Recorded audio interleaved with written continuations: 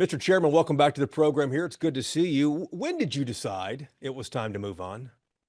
Well, I've been in Congress over 2 decades, and I've had the honor to be elected by my peers to serve as chairman of the Homeland Security Committee during the rise of ISIS and the Caliphate, and then chairman of Foreign Affairs Committee when there were so many hot spots like Afghanistan, Putin invading Ukraine, the Middle East lighting up, and the threat from China and Chairman Xi to the Indo-Pacific. It's really been the honor of a lifetime to be elected by the people of Texas 10, but also by my peers to serve in two critical national security chairmanships. I've learned a lot, and now I want to take that experience into another realm. I'm still young enough, but I'm getting older.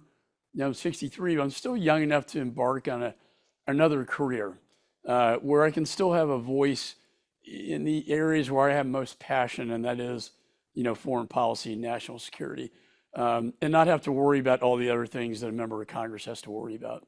And you have, chaired the Homeland Security Committee, Foreign Affairs Committee. You've had a heck of a run in Congress, but did something happen and you just think, okay, well, now's the time that I should Well, go? you're term limited, right? So, to serve two committees as chairman is remarkable, and it was an honor. But then you kind of top out because you're term limited, and Yeah. so I didn't want to really go back to just a rank and filer. And the thing is, Jason, I've seen in my tenure up here, former chairman who just quite frankly stay up here too long, and they're not happy, but they're not willing to let go of power, and that's the difference. I am, and I don't think our founding fathers thought this was a lifetime position. Washington term limited himself, Yeah. and I think in a way it's kind of noble.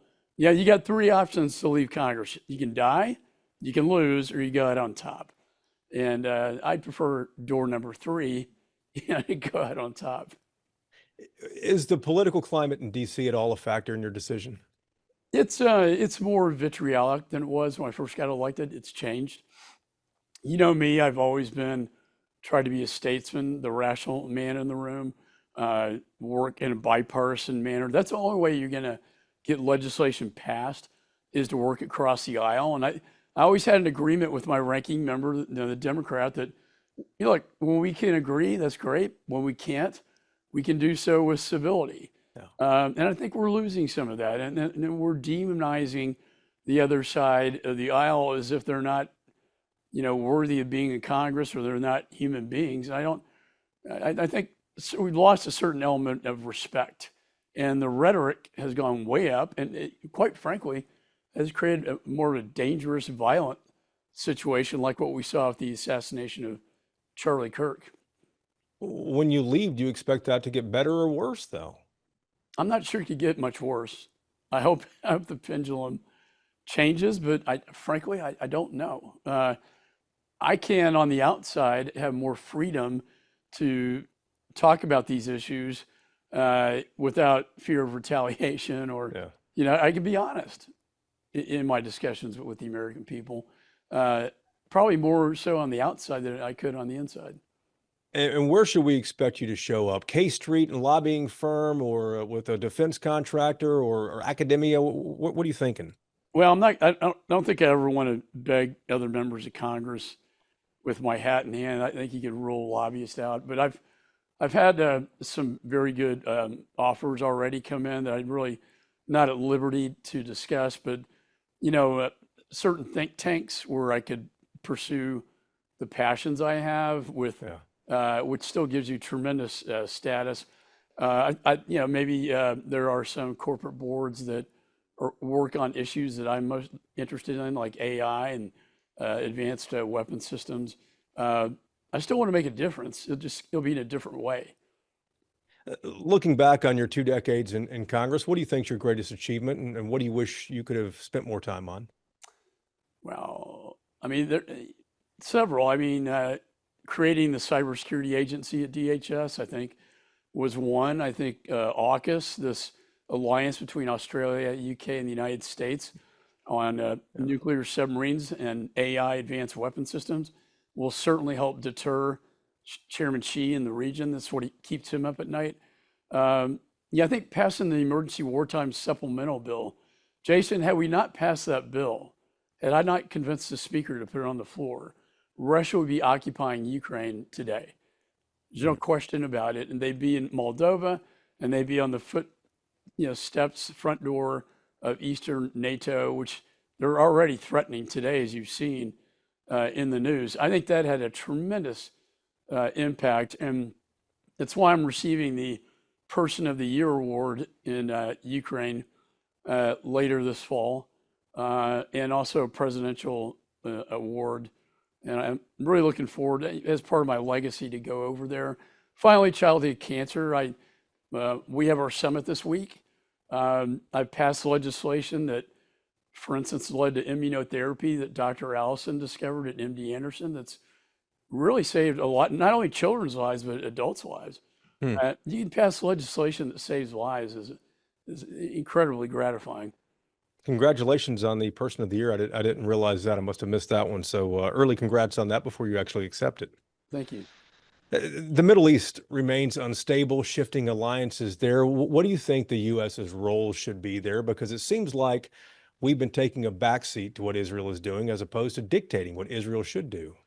Well, for instance, the strike on Doha, we were not given any advanced warning. I can tell you the president was not happy about that. I don't think that's advancing America's interest or Israel's interest long term, because the long term game here is to have normalization with the Arab nations. And if they inflame the Arab nations, it makes that process under the Abraham Accords that much more difficult. I also met with Prime Minister Netanyahu, and I said, look, you're winning the war, but you're losing the PR battle. The sooner you can get this Gaza thing over with, the better off you're going to be. And so now you're seeing them going in with a major offensive. I think the hostages is what's been the most difficult thing, to go in and destroy Hamas, but then to rescue the hostages, like the raid on Entebbe that Bibi did, a few decades ago. I hope they can get this thing done. But, I went back to the kibbutz where I went before October 7th and saw how Hamas completely destroyed their village. They killed everybody I met. And a lot of these Palestinians actually worked in the homes of these families who trusted them, who gave them medical supplies and they completely betrayed, the Israelite people who lived in those communities. It was very sad. Israel, though, is not winning the hearts and minds of the Arab world, even the European allies that we both share, with 60,000 civilians that have died in the back and forth since October the 7th. What should Israel be doing at this point? Because it seems like they're stepping up the game in Gaza. Well, I think they're stepping up to finish it. And again, my advice is get this over as soon as you can. Also, humanitarian assistance. I met with the top IDF general in charge of humanitarian assistance. I was able to broker a meeting between him and Cindy McCain, the World Food Program. The images of starving children doesn't help, the optics with the rest of the world. It certainly does not help with the Saudis or the Jordanians or the Emiratis, who are all going to play a big part in this normalization, including Qatar.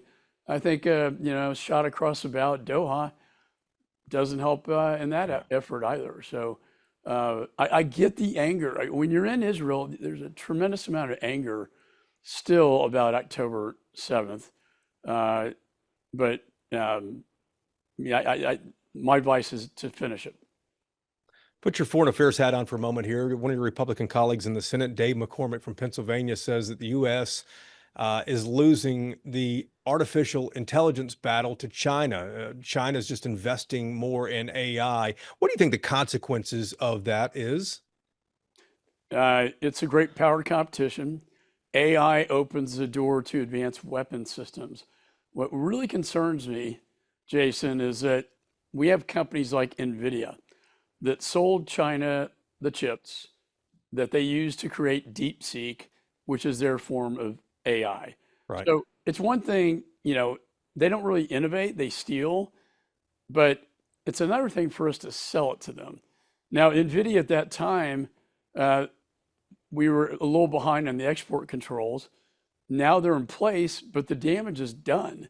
And the other policy coming out of the administration that bothers me is this idea that a semiconductor company can buy export control licenses to sell into China as long as they give a 15% profit return to the United States government. This, in my view, is selling our national security. And it's really going to blow back on us down the road because it will give, we're still ahead of China in the AI space, but they are catching up rapidly and they subsidize it with a lot of money and investment.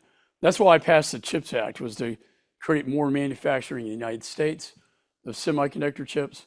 And but for us to sell advanced chips or AI grade technology, military grade technology, makes absolutely no sense at all. You have more than a year left, but yours is a voice that will be missed on Capitol Hill, and we hope you'll still join this program in the future. Thanks, Jason. I'd love to. We appreciate it, sir. Take care. Thank you.